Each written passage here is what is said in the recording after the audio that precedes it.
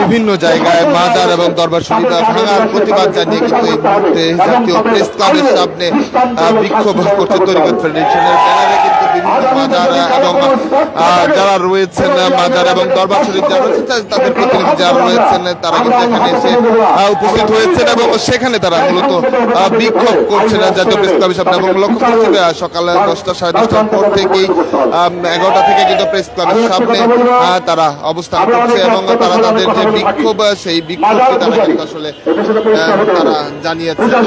সংস্কৃতি ভাষা এই বাংলা হচ্ছে শ্রদ্ধা নিবেদন।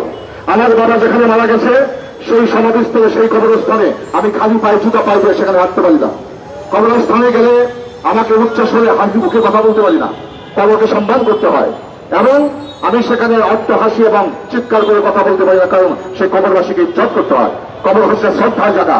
আমার বাবার খবরকে, আমার মার খবরকে, আমার ভাইয়ের খবরকে, আমার বন্ধুর খবরকে আমি শ্রদ্ধা নিবেদন করবো। এটাই প্রটোকল, এটাই প্রস্তুতি, সে বিদায় সেই কবরের থেকে মর্যাদা সম্পূর্ণ হচ্ছে অলিয়া উলিয়া রাজা মাজার শরীফ। আপনারা দেখছেন অলিয়া এবং মাজার এবং দরবার ভাঙার প্রতিবাদে কিন্তু তারা বিক্ষোভ করছে এবং সেই চিত্র কিন্তু জাতীয় প্রেস ক্লাবের সামনে সকাল থেকে কিন্তু তারা আসলে অবস্থান করছে, সেই বিক্ষোভ তারা করছে। সালাম দেন কেন? আর সেই কবরবাসীকে বলা হয় আলমের বাদশা, আলম শব্দ এত সৃষ্টিবর্জক পানি দেন, বড় মানুষকে ধ্যান করতে পারে না, সেই কবরবাসী মানুষটা জীবিত, তাহলে আমি সালাম দেই কেন? আর সেই আল্লাহ করতে করতে যদি আল্লাহর সাথে জাতের সাথে এক হয়ে গেছে, যে একত্রিত হয়ে গেছে, তাকে আমরা আল্লাহ থেকে পৃথক করতে পারি না। আল্লাহর সাথে লয় হয়ে গেছে। তাদের বাজার, তাদের রওজা আমাদের কাছে অত্যন্ত শ্রদ্ধার জায়গা, সম্মানের জায়গা, পূজার জায়গা। তো সে বিধায় আমি সকলকে আহ্বান করব, বিগত দিনে যা ঘটেছে তার প্রতিকার করতে হবে বর্তমান সরকারকে, তারা আইনের আওতায় এনে, এবং ভবিষ্যতে যদি তাদের সেই হাত কোন অলিয়া উলিয়াকে স্পর্শ করার চেষ্টা করে, সেই হাতগুলো আল্লাহর পক্ষ থেকে ধ্বংস হয়ে যাবে এবং আমরা এই বাংলার জমিনে যত মানুষ আছি সকলে আমরা প্রতিহত করার চেষ্টা করব। কারণ আবু জাহেল, আবু লাহাব নবীর দুশমন ছিল, তাদের বাজার নাই।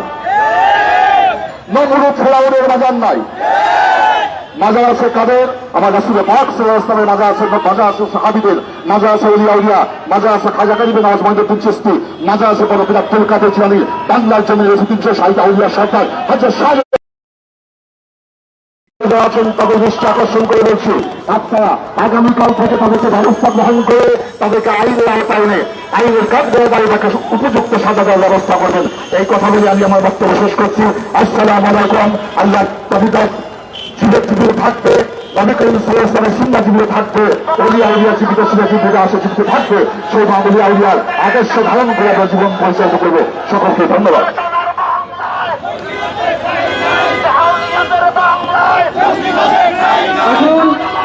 আমি সরকারি পন্ডিতকে অনুরোধ করবো, আপনারা অনেক সরকার থেকে এসেছেন, আমাদের আছে নিয়ম অনুযায়ী আমাদের 2 ঘন্টা পারি না। এখন সবাইকে যদি 5 মিনিট করে তাহলে কিন্তু সবাই বক্তব্য দিতে পারবেন না। আপনারা একটু ধৈর্য ধরুন। এখন আমাদের সামনে সংক্ষিপ্ত বক্তব্য রাখবেন পীরজাদা শাহ সুফি শামসুজ্জামান সজীব, পীরে তরিকত, জয়পাড়া দরবার শরীফ।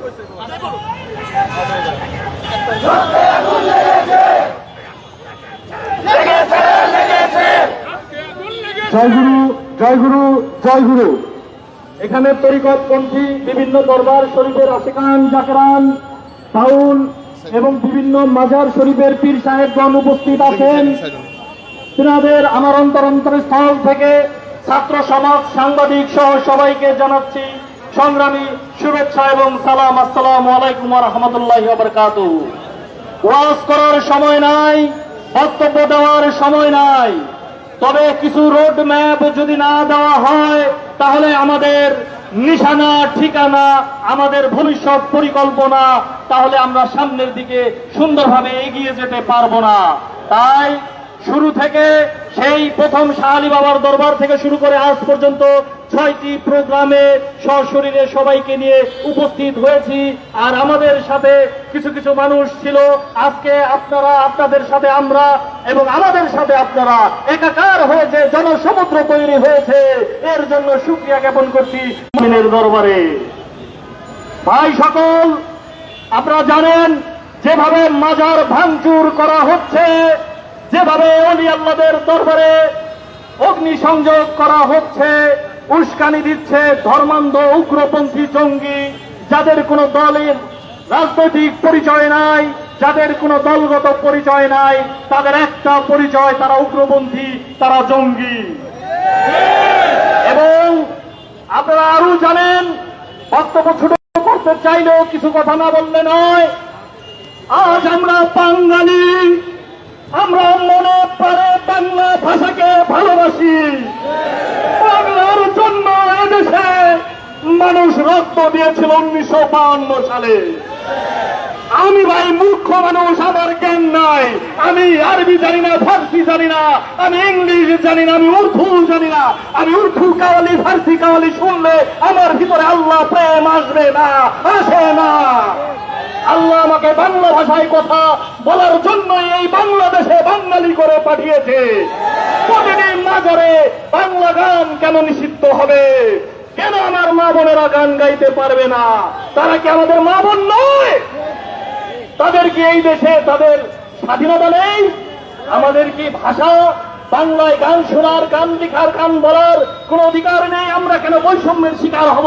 আজকে মাজারপন্থী বলে কি আমরা বৈষম্যের শিকার হচ্ছে কিনা ভাইয়েরা ভেবে দেখার সময় এসে গেছে। যদি তাই হয়, আমাদের মাজারে যদি গান বাজনা, বাংলা গান এবং মেয়েরা গান গাইতে না পারে, এই বাংলার বুকে এফডিসি চলবে না, চলবে না কোনো টিভি চ্যানেলে গান বাজনার আয়োজন, চলবে না কোনো বার, চলবে না কোনো আড্ডাখানা, চলবে না কোনো বাইজি নাচানোর অনুষ্ঠান। সেগুলো যদি হারাম হয়ে যায় তাদের কাছে, আর আমাদের ইসলামিক জলসা হারাম হয়ে যায়। শুধু কি বাংলার জন্যে, শুধু কি বাউল ফকির দরবেশদের জন্যে আপনারা আনন্দ করবেন, আমরা আনন্দ করতে পারবো না আল্লাহ রাসূলের নামে? এ কেমন বৈষম্য? এই বৈষম্যকে এবার ভেঙে দেওয়ার সময় হয়ে গেছে। আপনারা যারা বাউলরা, পীর সাহেবরা এখনো গদিতে আছেন, মনে রাখবেন আপনাদেরকে বেছে বেছে বয়কট করবে আজকের এই আন্দোলনকারী ছাত্র সমাজ এবং দরবারের বাউল পীর ফকিররা। কারণ আমাদের আর ঘরে বসার সময় নেই। আমরা 15 দিনের মধ্যে বাংলাদেশের পরিবেশ স্থিতিশীল চাচ্ছি এবং আমাদের অধিকার, আমাদের যে চাওয়া পাওয়া, যদি স্বরাষ্ট্র মন্ত্রণালয়, আইন মন্ত্রণালয় এবং উপদেষ্টা পরিষদের যারা আছেন, প্রধান উপদেষ্টা সহ, তারা আমাদের একটা বিহিত না করেন, আমরা আইন হাতে তুলে নিতে চাই না। আমরা প্রেমিক, আমরা সেবক, আমরা অত্যন্ত ভদ্র, বিনয়ী, সভ্য, নম্র। আমাদের সাথে আপনারা 1 মাস মিশে দেখেন, 1 মাস মিশে দেখেন, আমাদের মুরিদ হয়ে যাবেন আপনারা। অতএব আমি আমাদের যারা কর্মকর্তা আছে, আমরা আজকের এই প্রোগ্রাম শেষে মেন যারা আছেন, ডক্টর আনিসুর রহমান জাফরির অফিসে আমরা মিটিং এ বসবো।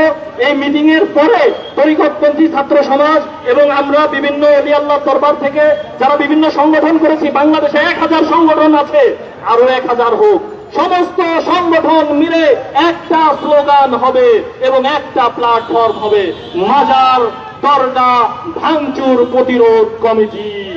এবং এই কমিটির মধ্যে সমস্ত দরবারের পীর সাহেব থাকবেন আহ্বায়ক এবং সমস্ত ভক্তরা থাকবে যুগ্ম আহ্বায়ক।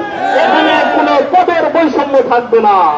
আমরা সবাই মিলে বাংলাদেশ থেকে তাদের দ্রুত প্রতিহত করে, প্রতিরোধ করে, আমাদের ওলি আল্লাহর রাহে আমাদের জীবন দিয়ে আমরা ইহকালীন পরকালীন কামিয়াবি নসিব করবো ইনশাআল্লাহ।